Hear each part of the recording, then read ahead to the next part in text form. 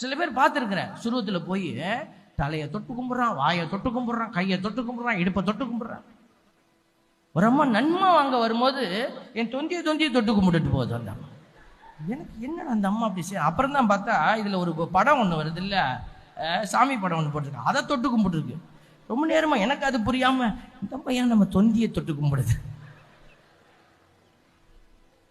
நன்மை வாங்க வரும்போது பாருங்க, ஆண்டவரை நீ பெற வர இல்லையா, ஆண்டவரை பெற வரும்போது சாமி உங்களை யூடியூப்ல பாக்குறேன் சாமி, அது சொல்ற நேரமா.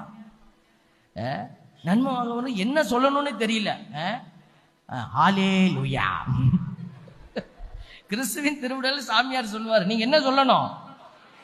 ஆமேன்னு சொல்லணும். நிறைய பேருக்கு அது வரதே இல்லை வாயில. அப்படின்னு வாங்குறவங்க சில பேர் ஹல்லேலூயா, சில பேர் மரியே வாழ்க சொல்லக்கூடாது. அல்லேலூயா சொல்லணும்னா வெக்கமா இருக்குது. அல்லேலூயாலாம் நம்ம சொல்லக்கூடாது சாமி, அல்லேலூயாலாம் அவங்க சொல்லுவாங்க, அவங்க மற்றவங்களாம் சொல்லுவாங்க. அல்லேலூயா அவன் சொல்லி சொல்லி அள்ளிட்டு போறான் ஆசீர்வாதத்தை. நம்ம எங்கள் வீட்டுக்கு முன்னாடி ஒரு பாய் இருந்தார், நான் சின்ன பிள்ளையா இருந்தப்போ. அவர் கறிக்கடை, அந்த ரத்த பொரியல் ரத்தம் வாங்குறதுக்காக போய் நான் நிற்பேன் சட்டியை வச்சுக்கிட்டு. அப்போ புரியாதது இப்போ புரியுது. அவர் கத்தியெல்லாம் எல்லாம் க்ளீன் பண்ணி வச்சுட்டு தலையை ஆட்டு தலையை காலெல்லாம் இறுக்கி பிடிச்சிப்பார், தண்ணி கொஞ்சம் எடுத்துப்பார். அவர் அரபியில் என்னமோ சொல்லுவார், சொல்லிட்டு இந்த தண்ணியை வாயில் ஊற்றிட்டு சரக்குன்னு அறுத்துருவார். நமக்கு அப்போ இதெல்லாம் புரியல, நமக்கு ரத்தம் கீழே சிந்தாம பாத்திரத்தில் ஊற்றுதான். ஹலால் செய்யப்பட்டதுன்னா இதுதான். அப்போ ஹலாலுங்கிற வார்த்தையிலிருந்து தான் இந்த ஹல்லெல்லாம் இருக்குது. எல்லாமே ஒரு மொழி தான் அது. அப்போ அந்த ஹல்லெல்னா புகழ்ச்சி, லூ டு யூ உமக்கு, ஹல்லே லூ அப்படின்னா புகழ்ச்சி உமக்கு. யாவே பிதாவினுடைய பேரை சுருக்கி வச்சிருக்காங்க. நீங்க எதை உலகத்துக்கு கொடுப்பீர்களோ அதையே இந்த உலகம் உங்களுக்கு திருப்பி தரும். ஏன்னா இந்த உலகம் கண்ணாடி போன்றது.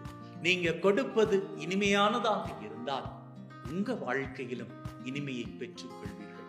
நீங்க கொடுப்பது மகிழ்வானதாக இருந்தால் உங்களது வாழ்க்கையிலும் நீங்க மகிழ்வை பெற்றுக் கொள்வீர்கள். சமயங்கள்ல நீங்க இனிமையை, மகிழ்வை, நன்மையை கொடுப்பவராக இருந்தும் கூட இதுவரைக்கும் உங்க வாழ்க்கையில இனிமையோ, நன்மையோ, மகிழ்வோ கிடைக்கல அப்படின்னு சொன்னா கவலைப்பட வேண்டாம்.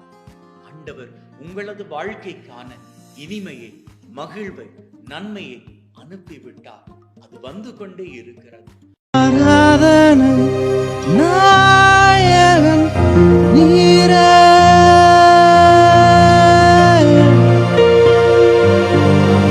ஆராதனை வேந்தனும் நீரே,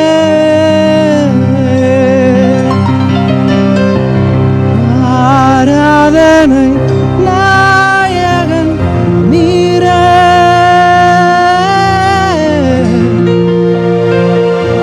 ஆராதனை வேந்தனும் நீரே,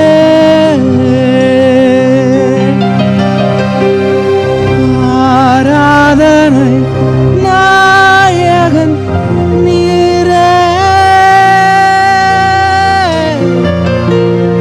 ஆராதனை வேந்தனும் நீரே. மகளே, அவசரப்படாத மகளே, என் பலத்த கைக்குள்ள அடங்கியிரு. நீ நினைக்கிற அங்க போனா எந்த சண்டையும் இல்லை, அங்க போனா எந்த வாக்குவாதமும் இல்லை, அங்க போனா நிம்மதியா இருக்கும்.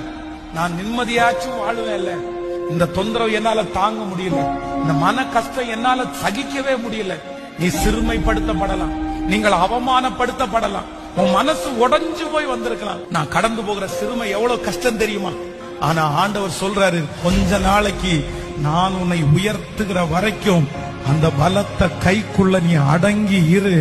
நான் உன்னை தூக்குவேன், நான் உன்னை நிறுத்துவேன், நான் உன்னை அந்த இடத்திலிருந்து எடுப்பேன், நான் உன்னை அங்கீகரிப்பேன், நான் உன்னை மகிமைப்படுத்துவேன், நான் உனக்காக வழிகளை உண்டு பண்ணுவேன். இந்த வருஷம் முடிகிறதுக்குள்ள நிறைய பேரை கர்த்தர் அவருடைய பலத்த கையினால எடுக்க போறாரு. ஏற்ற காலம் நிறைய பேருக்கு வரப்போகிறது.